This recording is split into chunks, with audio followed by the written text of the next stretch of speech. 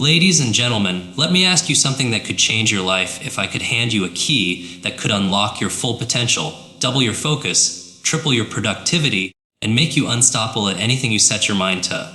Would you take it? Of course you would. But here's the truth. You've already got that key. You've been carrying it your entire life. The problem, nobody taught you how to use it. They trained you to memorize, but not to learn, to work hard, but not to think smart. And right now, your greatest superpower is lying dormant, not because you don't have what it takes, but because no one showed you the brain hacks that turn potential into power. Today, we're not just going to talk about success, we're going to rewire your mind for it. And once you see how, you'll never be able to go back to living on half your capacity again. The people you look up to, the billionaires, the innovators, the leaders, they're not superhuman. They've simply learned how to run their brain instead of letting it run them. Tonight, I'm going to give you 7 brain hacks that will make your success inevitable. If you use them, not tomorrow, not next week, but starting tonight, you ready? When I was growing up, I didn't just have a learning challenge. I had an identity challenge. I believed with every cell in my body that I was the boy with the broken brain. I believed it because teachers told me. I believed it because the other kids laughed at me when I forgot things. I believed it because I saw myself failing tests over and over again, no matter how hard I tried. And when you believe something long enough, you stop questioning it. It becomes part of your DNA, part of how you walk, how you talk, how you look at life. I didn't just think I was bad at learning. I thought that was who I was. And here's the truth. When you fight for your limitations, you get to keep them. That's what I was doing. Protecting this small, powerless version of myself. Because I thought that's all there was. The brain is a supercomputer, and your self-talk is the program it will run. Every time you say, I'm not smart enough, I'm bad at names, I can't do numbers, your brain doesn't argue with you. It doesn't say, well, actually, you can improve. It simply takes the command and makes it true. Think about it. If your GPS says you're going to the wrong city, it doesn't argue. It just routes you there. That's what your brain does. When I started to understand this, it shook me to my core because it meant my life wasn't being controlled by my potential, but by the story I was telling myself about my potential. The story was the lock. The right identity was the key. One of my favorite examples is Roger Bannister. Before 1954, nobody had ever run a mile in under 4 minutes. Scientists said it was impossible, that the human heart would explode if you tried. The best athletes in the world believed it. The public believed it, and then Roger Bannister broke that barrier. But here's what's fascinating: within a year, more than a dozen other runners did the same thing. Did human biology change in 12 months? Of course not. What changed was the belief. They saw someone else do it, and it rewrote the limits in their minds. That's what happens when your identity shifts. You stop seeing walls and you start seeing doors. I had my own Roger Bannister moment. A mentor looked me straight in the eyes and said, Jim, if you fight for your limitations, you get to keep them. That hit me like a freight train.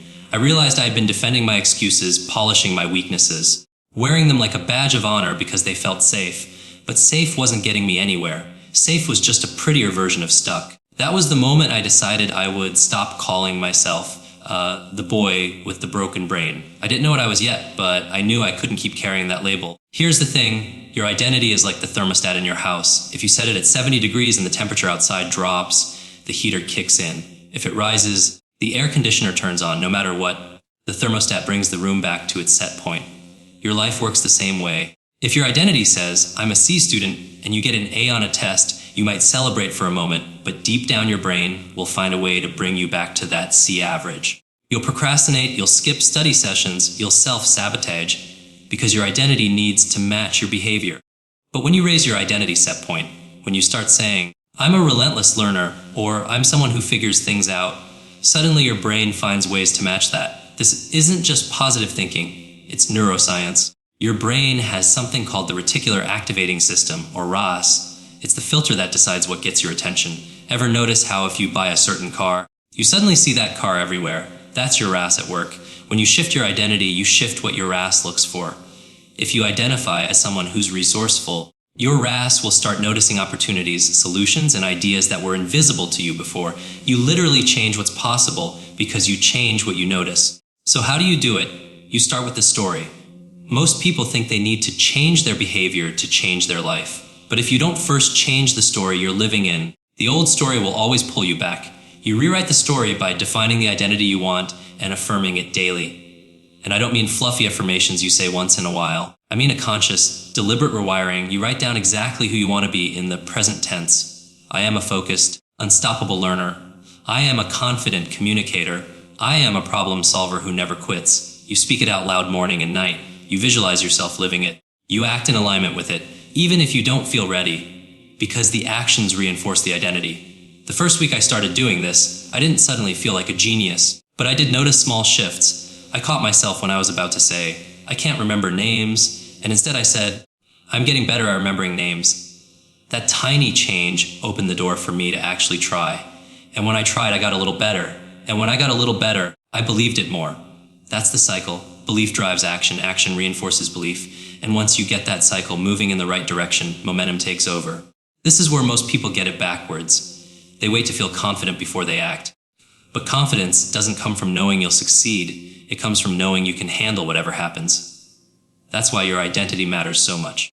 If your identity is, I'm the kind of person who figures it out, you'll take the shot whether or not you're sure it will go in. And every time you take a shot, you give yourself a chance to win. The people you admire aren't fearless. They've just built an identity that can handle fear. So here's your challenge tonight. Before you go to bed, write down the old identity you've been living in, the one that's kept you stuck, cross it out. Literally, with a big black marker, destroy it. Then write your new identity in big, bold letters. Put it somewhere you'll see it every morning.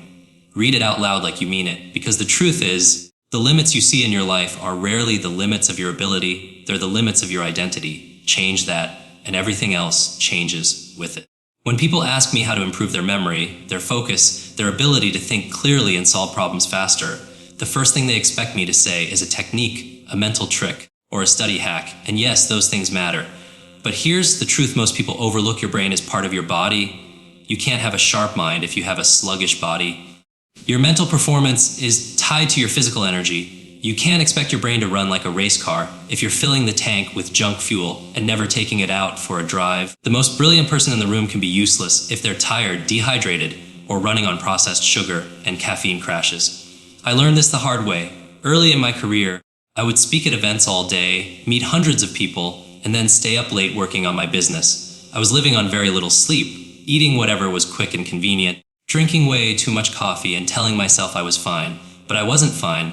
I'd walk into a meeting and forget why I was there. I'd try to read a page and have to read it again and again because nothing was sticking. I thought I had a brain problem, but really I had an energy problem. My brain wasn't getting what it needed to perform. When I started treating my body like the support system for my mind, everything changed. Your brain is only 2% of your body weight, but it uses about 20% of your energy. It's like having a phone that drains its battery 5 times faster than anything else you own. You wouldn't expect that phone to last the day without charging it. But that's exactly what most people expect from their brain. They skip breakfast or grab a donut, drink coffee, barely drink water, sit for hours, stare at screens, and then wonder why their focus disappears by mid-afternoon. Your brain can't work at its best if you don't give it oxygen, hydration, nutrients, and rest. Think about hydration. Most people walk around dehydrated and don't even realize it. Your brain is mostly water, and even mild dehydration can shrink brain tissue and impair cognitive performance. I worked with an executive who would start every morning with 3 cups of coffee and no water. By 11 a.m., he felt foggy, irritable, and exhausted. I told him to drink a glass of water first thing in the morning and another before each cup of coffee. Within a week, he called me and said, "Jim, it's like someone turned the lights back on in my head. Then there's movement." We all know exercise is good for our health, but most people don't connect it directly to learning, creativity, and memory. When you move, you increase blood flow to your brain, delivering oxygen and nutrients that it needs to function. It also stimulates the release of brain-derived neurotrophic factor, which is like fertilizer for your brain cells. This is why some of my best ideas come to me when I'm walking, not sitting at my desk. One of my clients, a writer, was struggling with writer's block. I told her, "Stop staring at the screen. Go for a brisk walk." She thought I was joking, but she tried it. 20 minutes later, she came back and wrote for 3 hours straight. She didn't find the ideas sitting still. She found them in motion. And let's talk about nutrition. You wouldn't put cheap gas in a Ferrari, but most people fuel their brains with processed foods that cause inflammation and energy crashes. Omega-3 fatty acids, leafy greens, berries, and nuts aren't just healthy foods, they're brain foods. They provide the building blocks for neurotransmitters, protect against oxidative stress, and keep your blood sugar stable. I worked with a college student who was living on pizza, energy drinks, and ramen noodles. He couldn't focus in class and thought he had ADHD. We changed his diet to include more whole foods, balanced proteins, and healthy fats. 2 weeks later, he messaged me saying, "I feel like I'm thinking in HD now." And then there's sleep. I know you've heard it before. Get more sleep. But I'm not talking about just getting more hours. I'm talking about getting better quality sleep. Your brain cleans itself at night through a process called the glymphatic system. It clears out toxins, consolidates memories, and recharges your mental energy. When you cut your sleep short, you're literally skipping the brain's nightly maintenance. Imagine trying to run software updates while your computer is still running heavy programs. It's gonna lag. The same thing happens with your brain. I've worked with CEOs who brag about sleeping 4 hours a night until they realize it's costing them millions in bad decisions and missed opportunities. When they started prioritizing 78 hours of good, quality sleep, their focus, mood, and productivity skyrocketed. I remember speaking to a group of high school students about brain performance. One of them asked me, "Jim, what's the fastest way to boost my memory before a big test?" I said, "The night before, shut off your devices an hour early, go to bed, and sleep." He laughed, but he tried it, and after the test he told me, "I didn't just remember more, I felt calmer, like my brain actually wanted to work with me instead of against me." The point is, this energy is everything. You can have the best strategies, the most cutting-edge learning techniques, and the biggest dreams, but if you don't have the energy to use them, they're useless. Energy is the foundation. When you take care of your body, you give your brain the environment it needs to thrive. This isn't just about living longer, it's about living sharper, more present, more creative, and more capable. So here's your challenge tonight. Set a non-negotiable bedtime that allows you to get enough sleep. Tomorrow morning, drink a full glass of water before you touch your phone or your coffee. At least once during your workday, get up and move for 5 to 10 minutes. Walk, stretch, do jumping jacks. Whatever gets your blood flowing, and add at least one brain food to your meals every day. Don't try to overhaul your life overnight. Pick one small thing you can do consistently and build from there. Because the truth is, most people don't fail because they lack talent or intelligence. They fail because they run out of energy. They run out of fuel before they reach the finish line. Don't let that be you. You don't need to be superhuman. You just need to be fully human, taking care of the incredible machine you were given. When your body and brain work together, there's no limit to what you can learn, create, and achieve. Your energy is your edge. Protect it like your life depends on it, because in so many ways it does. In school, we're taught what to learn. Math, history, science, literature, but almost no one teaches us how to learn. It's like being given a powerful machine without an instruction manual. You might figure out a few functions, but you'll never tap into its full capability. The truth is, the people who succeed the fastest aren't necessarily the smartest. They're the ones who can learn, adapt, and apply faster than anyone else. In today's world, where information doubles faster than ever, your ability to learn quickly isn't just nice to have, it's survival. If you can't keep up, you fall behind. But if you can learn at twice the speed, it's like living in the future while everyone else is stuck in the past. I learned this lesson when I was in college. I was drowning in information. Every class had reading assignments, papers, and projects. And I was still dealing with the learning challenges I had since childhood. I would read for hours and remember almost nothing.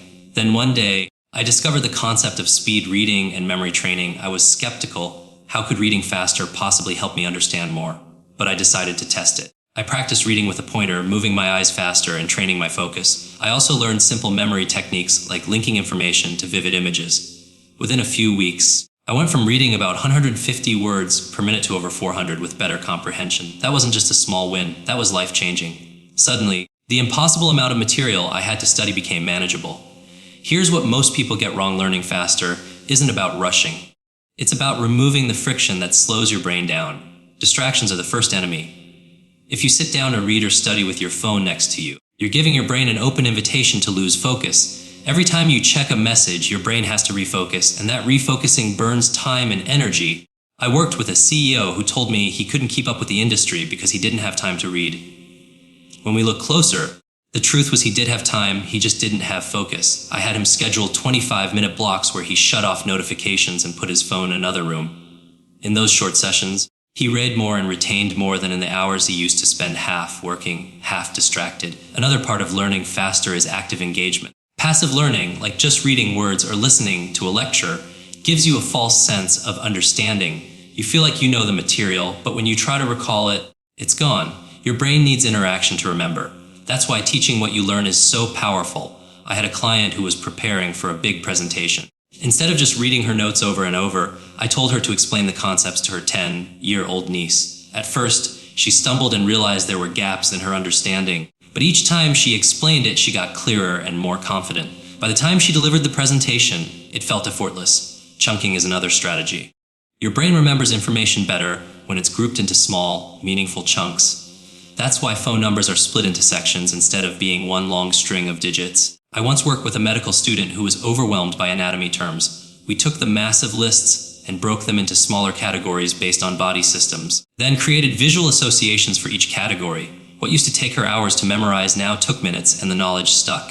Visualization is a secret weapon most people never use. Your brain is wired to remember pictures, not abstract data. If I ask you to remember the number 4729, it's hard. But if I tell you to imagine a giant hot air balloon, Life 4 looks like a sail floating into a swan's, a 7 looks like a swan, then landing on a bicycle till a 2 looks like handlebars next to a balloon tied to a tree, L9 looks like a balloon on a stick, your brain locks onto the images. The more bizarre and emotional the images, the more your memory holds onto them. This works for names, facts, lists, anything you want to retain. One of the most underrated parts of learning faster is state management. Your emotional and physical state when you learn determines how much you retain. If you're bored, tired, or stressed, your brain goes into survival mode, not growth mode.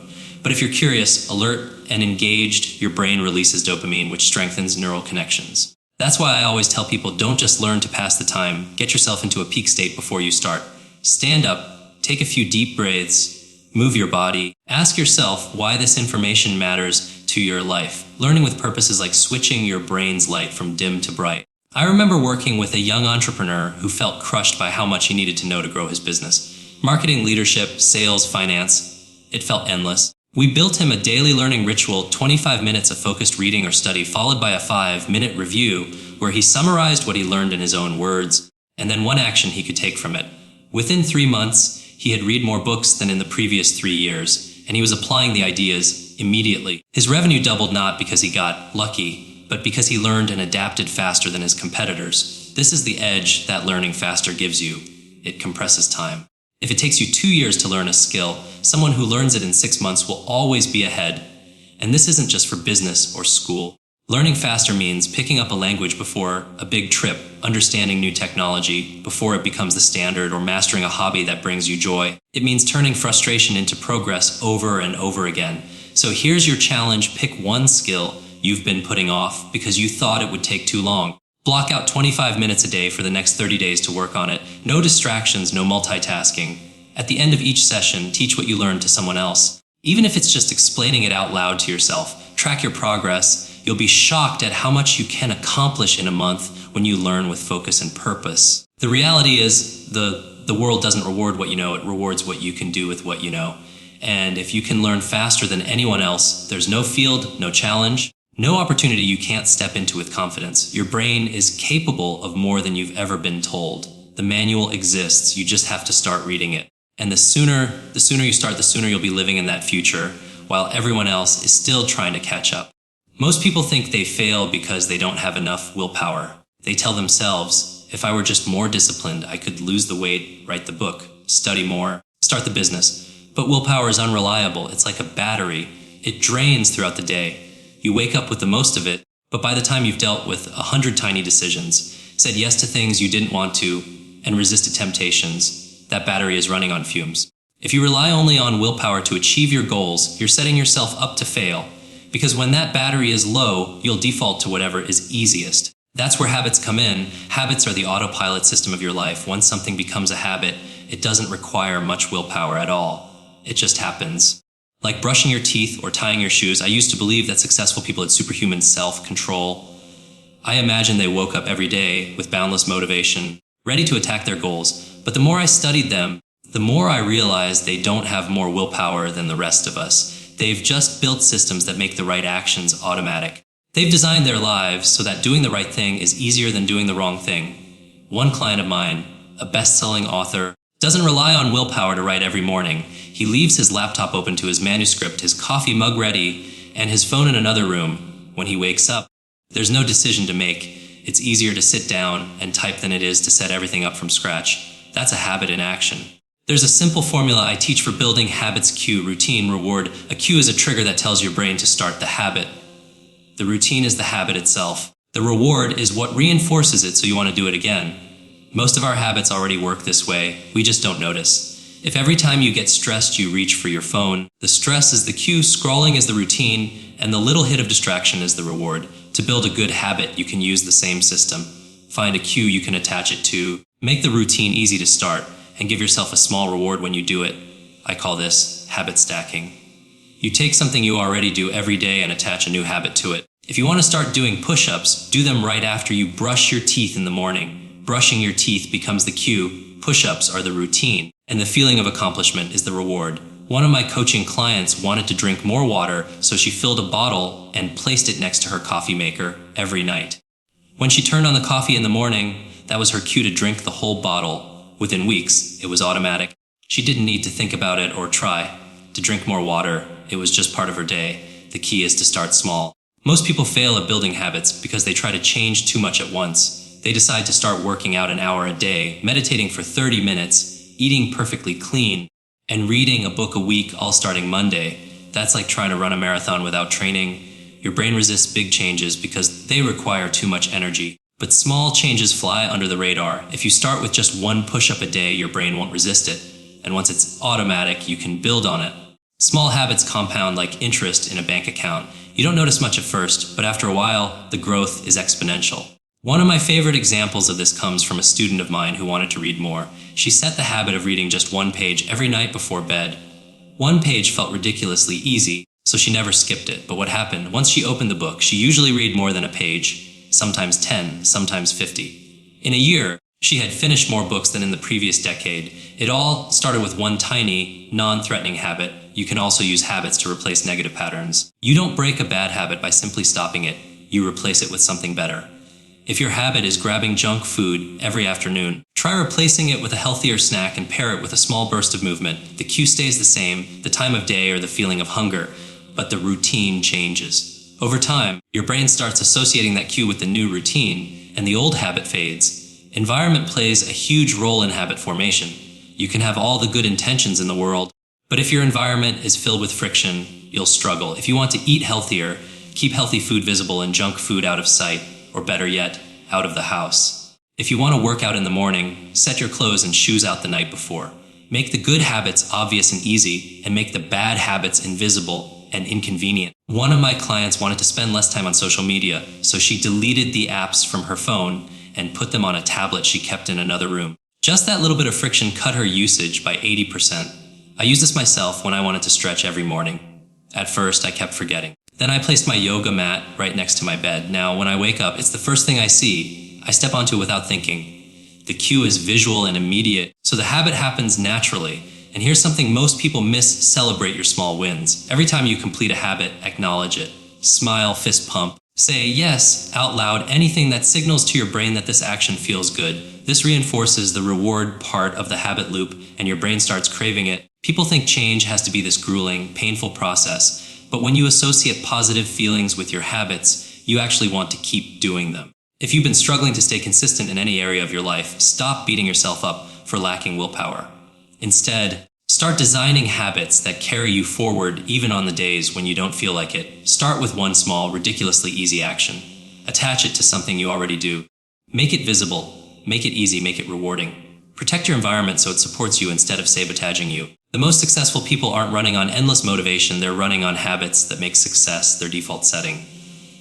Imagine if, without even thinking, you were exercising, reading, eating well, and working on your goals every single day. Imagine not having to force yourself to do it because it's just who you are now. That's the power of building brain-friendly habits. It's not about willpower, it's about wiring your brain so success is automatic.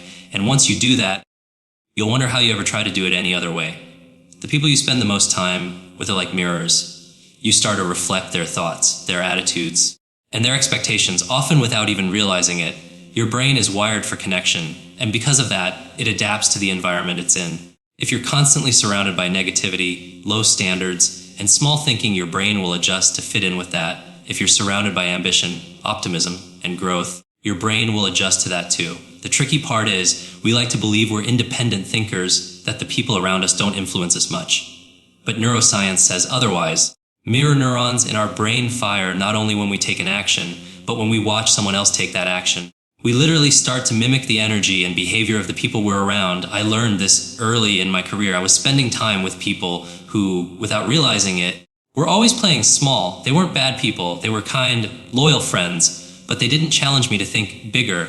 Whenever I shared an idea, they'd say things like, "That's risky," or "You don't want to push too hard," or "Be realistic." And because I valued their opinions, I started to internalize their limits as my own. It wasn't until I began seeking out mentors and peers who were thinking on a completely different level that I realized how much my environment had been capping my growth. Being in a room where people talked about opportunities instead of obstacles didn't just motivate me, it rewired what I believed was possible. One of my clients, a talented entrepreneur, came to me frustrated. Her business had plateaued for 3 years, and she couldn't figure out why. When I asked her about her network, she admitted that her closest friends and advisors weren't entrepreneurs at all. They were employees who thought entrepreneurship was too unstable. Every time she considered taking a big step in her business, their cautious mindset made her second guess herself. I encouraged her to join a mastermind group of business owners who were already achieving the kind of results she wanted. Within 6 months of surrounding herself with people who thought bigger, she launched a new product line, expanded into new markets, and doubled her revenue. It's not just about people, it's about the mental environment you create.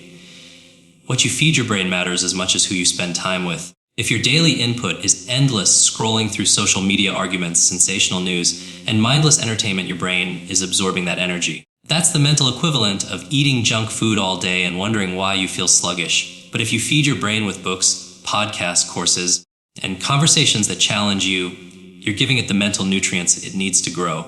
I remember a period when I felt stuck, like I'd stopped progressing. I realized I was listening to the same playlists, watching the same shows, talking to the same people, and reading the same kind of content over and over. My brain wasn't being stretched, so I made a conscious decision to upgrade my inputs. I replaced 1 hour of mindless scrolling with 1 hour of reading books outside my comfort zone. I swapped small talk with certain friends for deeper conversations with people who inspired me. Within weeks, my thinking felt sharper, my creativity came back, and I started seeing possibilities I'd been blind to before. Sometimes upgrading your environment means making difficult choices. There might be people you've known for years who care about you but unintentionally hold you back. It doesn't mean you have to cut them out of your life completely, but you may need to limit the time and energy you invest in those relationships if they consistently drain you. Think of it like being on a boat. You can't reach new shores if you're constantly bailing out water from leaks. You need people who help you row, not people who poke holes in the hull.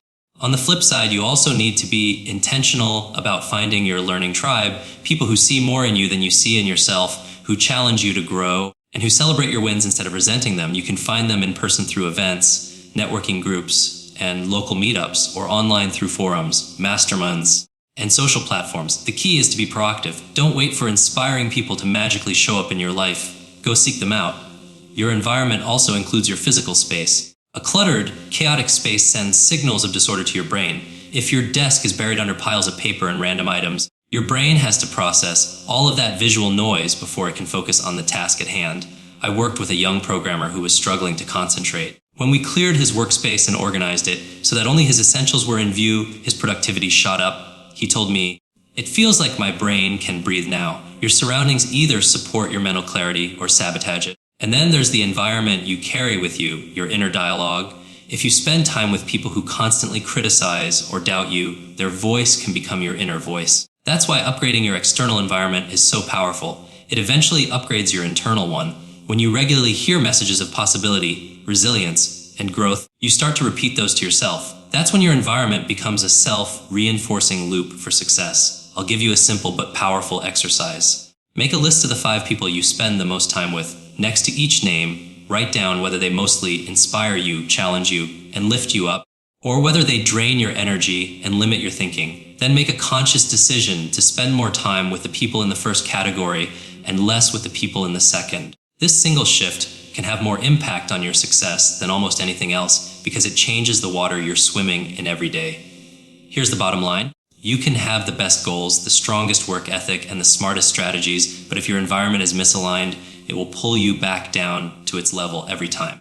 Upgrade your environment, your people, your inputs, your space, and you upgrade your brain. When you're surrounded by growth, positivity, and possibility, those qualities start to feel normal. And when they feel normal, you start living them without even trying. That's when your environment stops being a cage and becomes a launch pad. Failure has a bad reputation.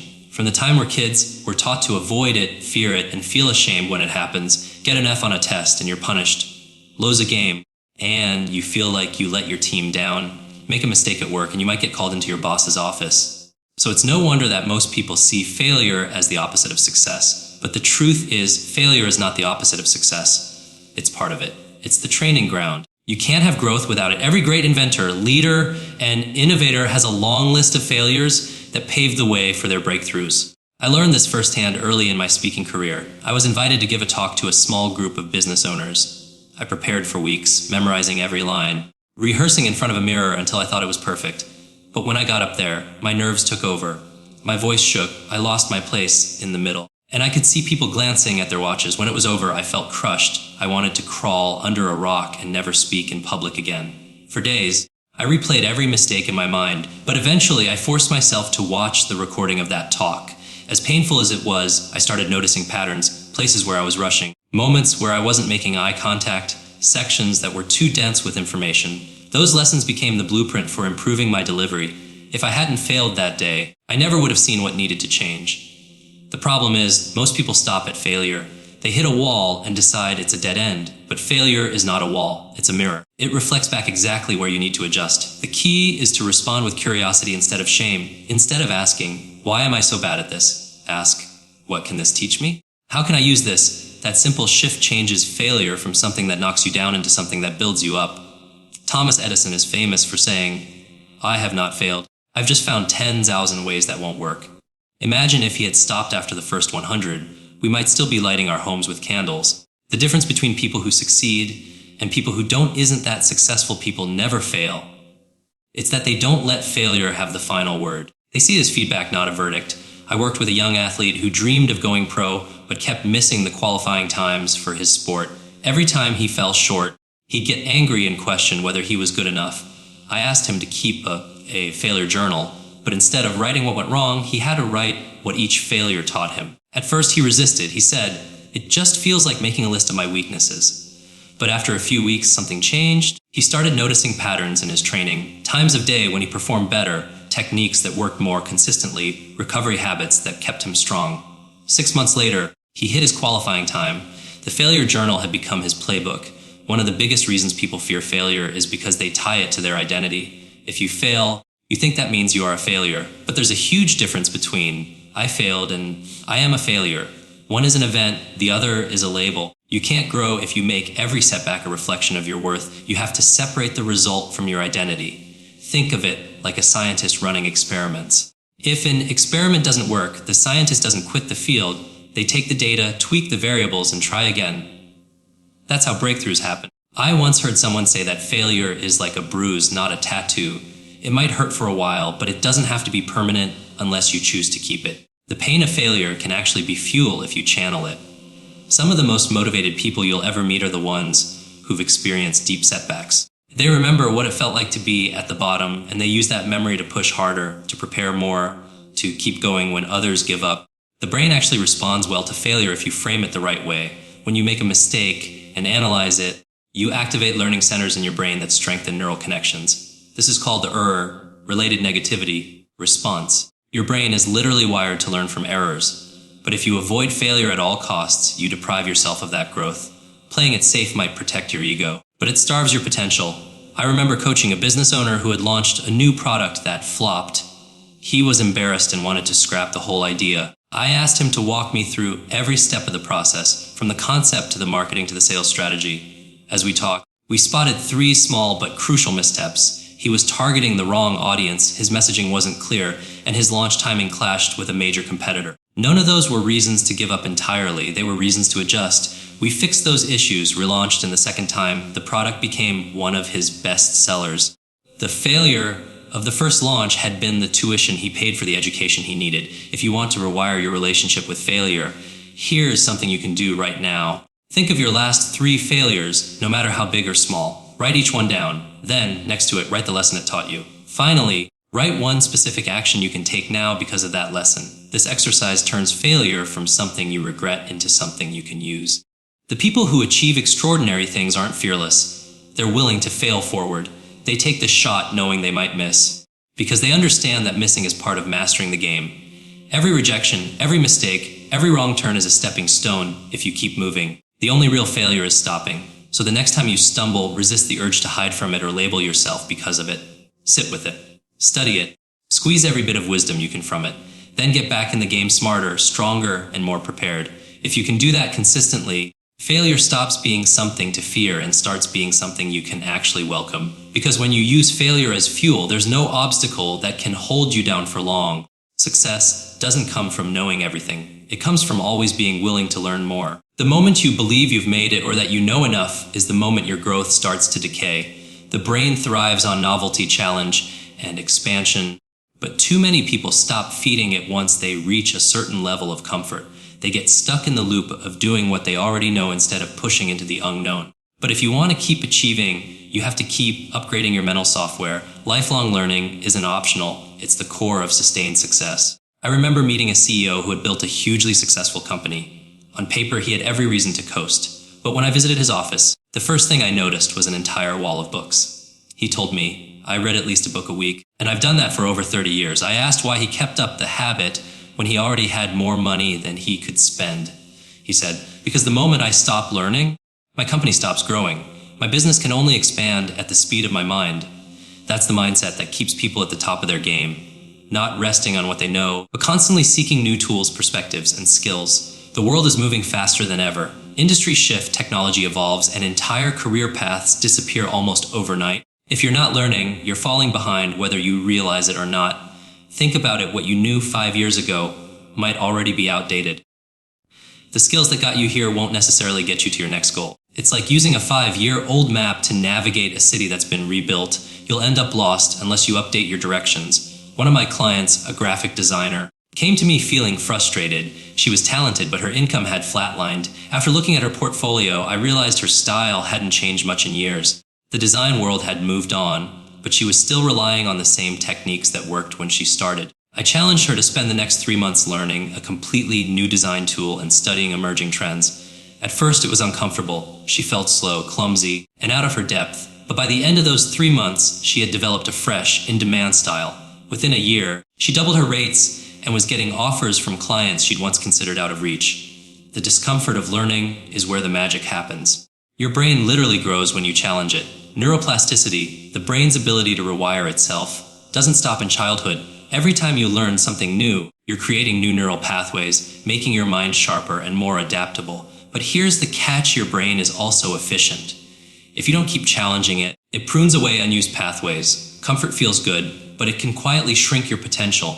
The emotional resistance to learning often comes from fear. Fear of looking foolish, fear of being the beginner again, fear of failing. But think back to every major achievement in your life. Wasn't there a point when you didn't know how to do it? You learned to walk, to talk, to drive, to do your job.